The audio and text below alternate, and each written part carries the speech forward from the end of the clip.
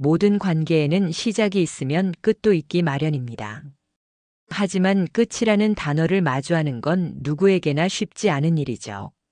이제 정말 끝났구나라는 신호를 우리는 어떻게 알아챌 수 있을까요? 때로는 그 신호를 놓치고 억지로 이어가려다 더 큰 상처를 남기기도 합니다. 오늘은 만약 이 신호가 있다면 그 관계는 정말 끝났다라는 5가지 결정적인 신호에 대해 이야기해 보려고 합니다. 끝맺음이 어렵고 무겁게 느껴질지라도 때로는 정리하는 것이 더 나은 길일 수 있습니다. 영상 끝까지 함께 하시면서 이 신호를 알아차리는 법을 배워보세요. 첫 번째, 계속 휴대폰을 만지고 있다면 관계의 끝일 수 있습니다. 혹시 함께 식사하거나 차를 마시면서도 상대방이 계속 휴대폰을 만지는 모습을 본 적이 있나요? 그럴 때면 문득 이런 생각이 들곤 합니다. 혹시 내가 함께 있는 시간이 지루한 걸까? 물론 상대방이 바빠서 업무 연락을 확인해야 하거나 급한 전화를 받을 일이 있을 수도 있습니다.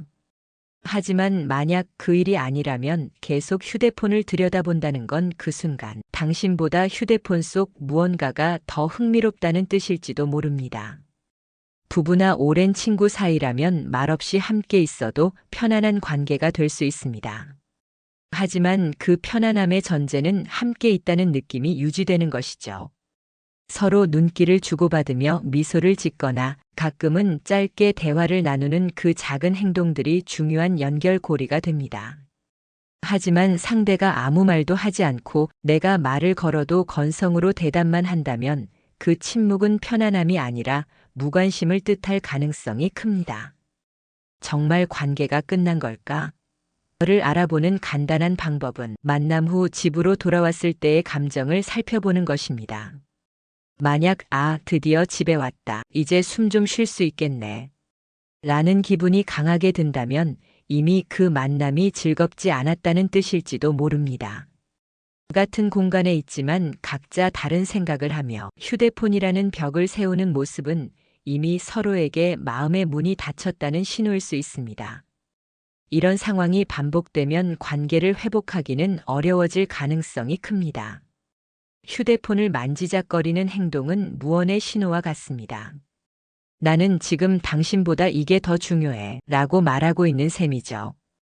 이런 행동이 잦아지면 상대방은 이 사람은 우리가 함께 보내는 시간을 소중히 여기지 않는구나 라는 생각을 하게 됩니다.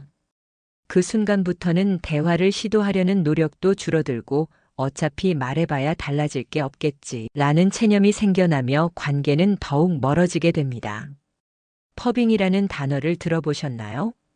휴대폰과 무시의 합성어로 눈앞의 사람을 무시한 채 휴대폰에만 집중하는 행동을 말합니다. 이러한 행동은 상대방에게 은근히 불쾌감을 주고 자신이 존중받지 못한다는 느낌을 들게 합니다. 특히 나이가 들수록 이런 감정은 더 크게 다가올 수 있습니다. 한 구독자분이 이런 말씀을 해주신 적이 있습니다. 예전에는 같이 밥 먹으면서 눈 마주치고 웃기도 하고 이런저런 이야기를 나누곤 했어요. 그런데 요즘엔 그냥 각자 휴대폰만 보고 밥 먹고 말아요. 더 슬픈 건 그게 전혀 어색하지 않다는 거죠. 그때 깨달았어요. 우리는 이미 서로에게 그저 시간을 때우기 위한 사람이 되었구나. 이처럼 퍼빙은 단순한 휴대폰 중독이 아닙니다. 더 이상 당신에게 나눌 것이 없다. 난 당신에게 관심이 없다. 라는 차가운 마음의 표현일 수 있습니다. 노자의 명언 중에 이런 말이 있습니다. 참된 만남은 마음과 마음이 이어지는 것이다. 휴대폰을 통해 멀리 있는 사람과 소통하느라 정작 눈앞의 소중한 관계를 놓치고 있다면 이미 그 관계는 끝을 향해 가고 있는지도 모릅니다. 더 늦기 전에 휴대폰을 내려놓고 진심 어린 대화와 관심을 다시 시작해 보세요. 그 작은 노력이 관계를 다시 이어줄지도 모릅니다. 두 번째, 서로의 변화에 무관심할 때 관계는 변하기 마련입니다. 관계는 시간이 지남에 따라 자연스럽게 변화합니다. 중요한 것은 서로의 변화를 알아차리고 존중하며 함께 성장하려는 노력이 있어야 한다는 점입니다. 하지만 상대방이 내 변화에 무관심하거나 심지어 그 변화를 비난하고 조롱한다면 이는 그 관계가 끝나가고 있다는 강력한 신호일 수 있습니다. 예를 들어 한 사람이 건강을 위해 새로운 취미나 생활 방식을 시작했다고 가정해 봅시다. 매일 아침 걷기 운동을 시작하거나 요가와 같은 새로운 활동을 배우기 시작했을 때 상대방이 그 나이에 뭐 하려고 그런 걸 해? 라고 비아냥거린다면 이는 단순한 농담이 아닐 수 있습니다. 그 말 속에는 난 더 이상 당신의 삶에 관심이 없다는 무언의 메시지가 담겨 있을지도 모릅니다. 특히 오랜 시간 함께한 관계일수록 서로의 변화를 지켜보고 응원하는 것이 중요합니다. 서로의 삶에 새로운 시도가 생겼을 때 그것을 이해하고 지지해주는 태도는 관계를 더욱 깊고 건강하게 만들어줍니다. 반면 상대방의 변화에 대해 무관심하거나 부정적인 반응을 반복한다면 이는 점점 관계를 희미하게 만드는 요인이 됩니다. 상대의 변화를 외면하는 순간 그 관계는 더 이상 발전할 수 없게 되고 결국 정체되거나 멀어질 가능성이 높습니다. 변화는 관계를 지속시키는 중요한 연결고리입니다. 나이가 들수록 우리의 관심사와 가치관은 변하기 마련입니다. 이를 인정하고 받아들이며 서로를 지지하는 것이 관계를 지속시키는 핵심입니다. 예를 들어 한쪽이 손주들과 시간을 보내며 행복을 느끼는 반면 다른 한쪽이 이런 행동을 쓸데없는 일로 여긴다면 그 관계는 서로의 삶에 더 이상 흥미와 존중이 없음을 보여줍니다. 변화에 무관심한 태도는 단순히 다르다는 것을 넘어서 상대방을 더 이상 중요한 존재로 여기지 않는다는 의미일 수도 있습니다. 이런 상황에서는 두 사람 모두 자신들의 관계를 돌아볼 필요가 있습니다. 우리는 여전히 서로에게 의미 있는 존재인가? 라는 질문을 던져보세요. 만약 답이 긍정적이라면 서로의 변화에 관심을 가지려는 작은 노력부터 시작할 수 있습니다. 대화를 통해 서로의 마음을 다시 연결하고 공감대를 형성하려는 시도가 필요합니다. 그러나 변화에 대한 무관심이 계속된다면 관계는 서서히 멀어질 가능성이 큽니다. 상대방의 변화에 부정적인 태도를 반복하거나 그 변화 자체를 무시하는 것은 관계를 해치는 가장 큰 요인 중 하나입니다. 관계를 건강하게 유지하려면 서로를 지켜보고 응원하고 변화에 동참하려는 태도가 필수적입니다. 변화를 받아들이지 못하고 오히려 이를 갈등의 원인으로 삼는다면 그 관계는 점점 힘을 잃고 멀어질 수밖에 없습니다. 관계의 진정한 가치는 서로의 성장을 함께 바라볼 수 있는 데 있습니다. 오랜 관계일수록 서로의 삶을 지지하고 응원하는 힘이 중요합니다. 나이가 들면서 생기는 변화는 자연스러운 것이며 이를 이해하고 존중하는 것은 관계를 더욱 단단하게 만듭니다. 변화에 대한 존중과 관심이 사라진다면 그 관계는 더 이상 지속하기 어렵다는 것을 명심해야 합니다.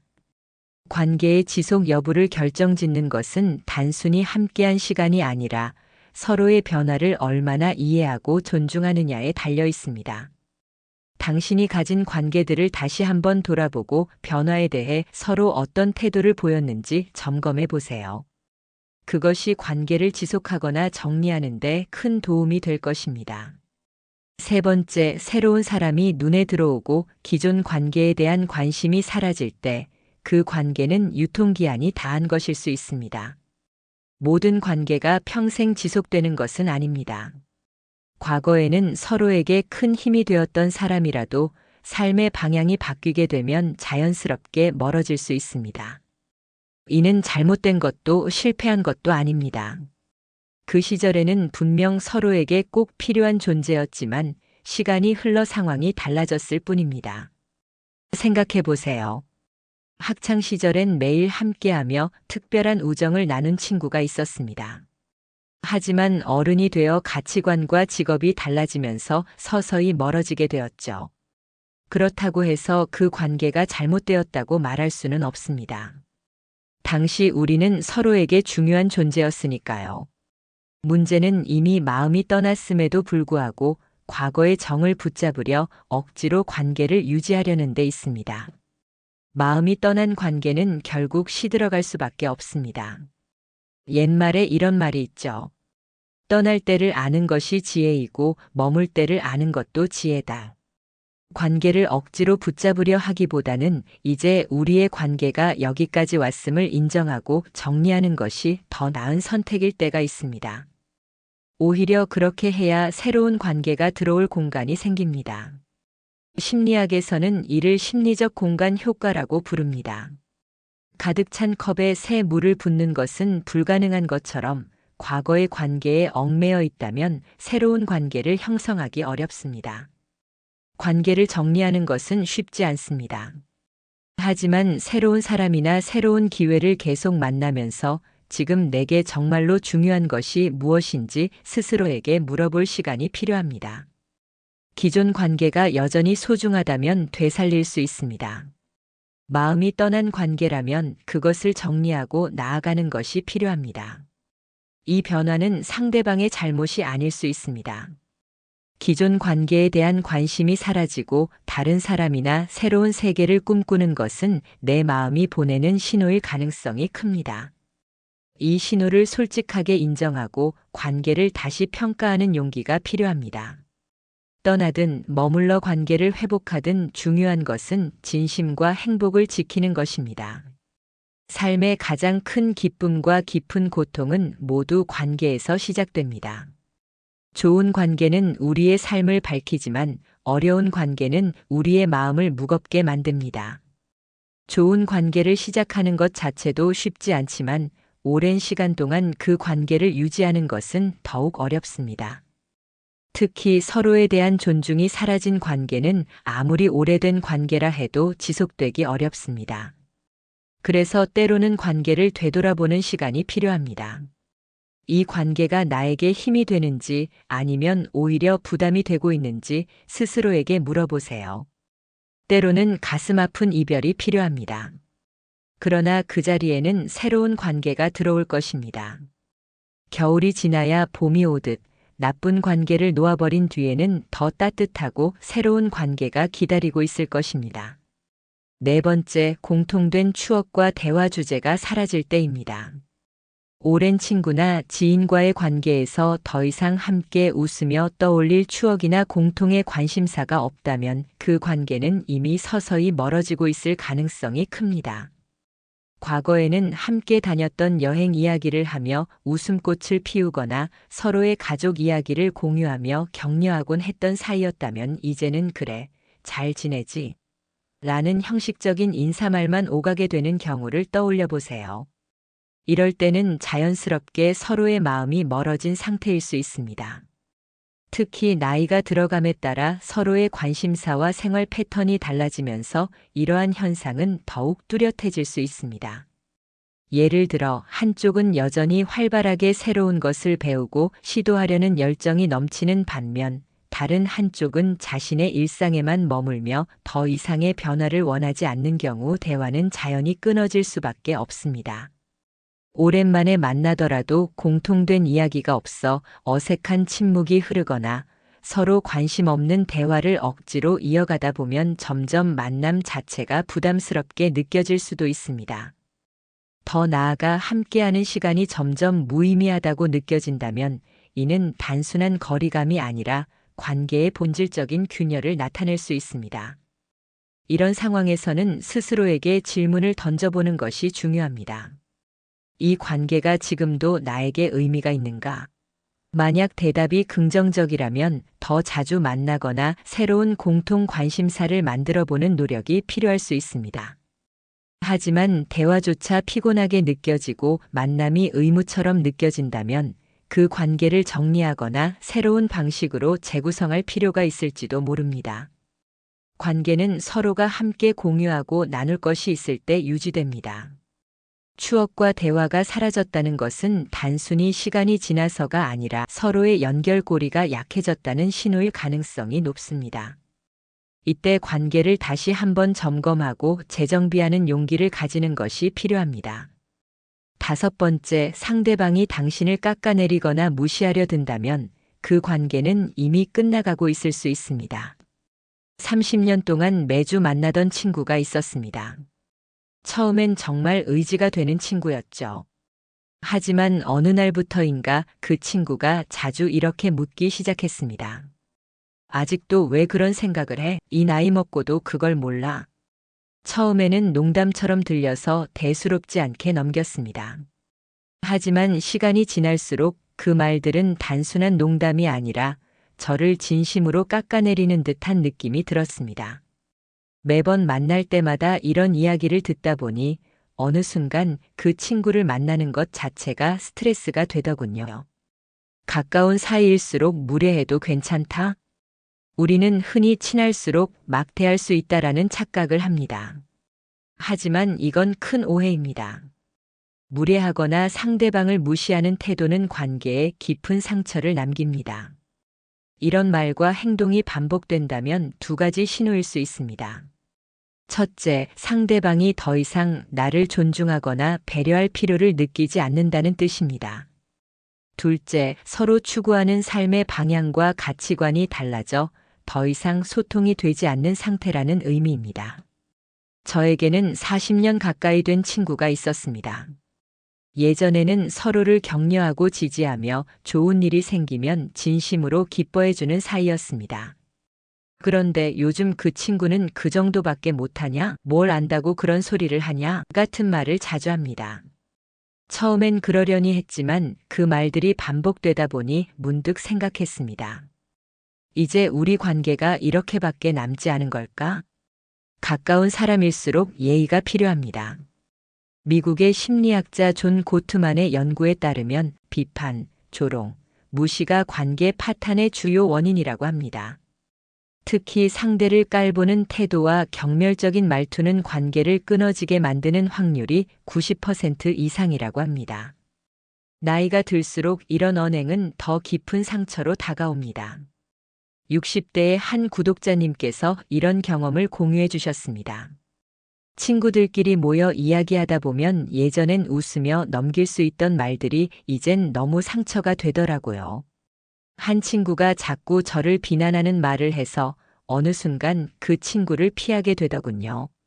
마음이 점점 멀어지더니 결국 연락도 끊기게 됐습니다. 만약 누군가가 계속해서 나를 깎아내리고 무시하는 말을 한다면 솔직하게 이야기해 보세요. 그 말이 나에게 상처가 된다고 말하는 것이 중요합니다. 하지만 아무리 말을 해도 상대방이 변하지 않고 오히려 더 예민하게 반응하며 나를 비난한다면 그 관계는 더 이상 건강하지 않을 가능성이 큽니다. 이런 질문을 스스로에게 던져보세요. 이 관계가 나를 더 힘들게 하고 있다면 과연 붙잡을 가치가 있을까? 친하다고 해서 반드시 붙잡아야 하는 건 아닙니다. 나를 점점 무너뜨리는 관계는 진정한 우정도 사랑도 아닙니다. 마지막 선택은 두 가지뿐입니다. 상황을 바꾸거나 그 관계를 놓아주는 것입니다. 진정한 관계는 나를 존중하고 무시하지 않는 사람들과 맺는 것입니다. 기억하세요. 당신을 깎아내리는 관계를 붙잡고 있느라 소중한 관계를 놓치는 일이 없기를 바랍니다. 오늘 준비한 영상 어떠셨나요? 관계는 우리의 삶에 가장 큰 기쁨과 깊은 고통을 동시에 주는 요소입니다. 건강한 관계는 우리의 하루를 밝히고 삶의 활력을 불어넣지만 어려운 관계는 우리의 마음을 무겁게 만들기도 하죠. 오늘 말씀드린 5가지 신호는 관계가 끝나가고 있다는 것을 보여주는 작은 경고일 수 있습니다. 하지만 중요한 것은 이 신호를 알아채고 스스로에게 물어보는 용기를 가지는 것입니다. 이 관계가 여전히 나에게 의미가 있는가? 만약 그렇다면 작은 노력을 통해 회복할 수 있을지도 모릅니다. 그러나 그렇지 않다면 그 관계를 정리하고 자신에게 더 소중한 것에 집중하는 것이 필요할 수 있습니다. 삶은 끝없는 선택의 연속입니다. 때로는 아프더라도 과감히 떠나는 선택이 더 나은 내일을 위한 첫걸음이 될 수 있습니다. 그리고 기억하세요. 진정한 관계는 나를 존중하고 나의 변화를 응원해주는 사람들과 함께할 때 더욱 빛이 납니다. 여러분의 삶 속에서 더욱 건강하고 행복한 관계를 만들어 가시길 진심으로 응원합니다. 오늘도 끝까지 함께 해주셔서 감사합니다. 도움이 되셨다면 구독과 좋아요, 그리고 알림 설정 부탁드릴게요. 다음 영상에서 또 뵙겠습니다.